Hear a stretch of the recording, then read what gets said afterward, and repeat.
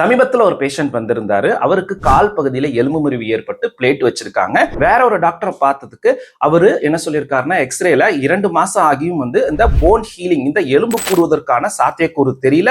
இதுக்காக இடுப்பு பகுதியில இருந்து எலும்பெடுத்து போன் கிராஃப்ட் பண்ணணுங்க. அப்படி இல்லைன்னா உங்களால நடக்கவே முடியாதுன்னு சொல்லியிருக்காரு. இதனால இவரு ரொம்ப பயந்து போய் வந்தாரு.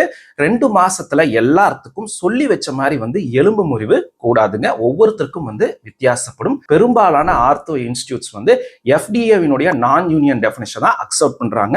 அதன்படி ஒரு பெரிய எலும்பு முறிவு ஏற்படுது அப்படின்னாங்க, அது கூடுவதற்கு 6 இருந்து 9 மாசம் ஆகலாங்க. அது மட்டும் இல்லாம நம்ம மாசம் மாசம் எக்ஸ்ரே எடுக்கிறப்ப அந்த ஒவ்வொரு எக்ஸ்ரேலையும் தொடர்ந்து 3 மாசம் எந்த ஒரு சேஞ்சஸும் தெரியல அப்படின்னா மட்டும்தான் அதை நான் யூனியன் அப்படின்னு சொல்ல முடியுங்க. ஸோ அப்போ நம்ம இன்டர்வென்ஷன் பண்ணணும். எல்லாத்துக்குமே இந்த போன் கிராஃப்ட் அறுவை சிகிச்சை கட்டாயம் பண்ணணும்னு அவசியம் இல்லைங்க.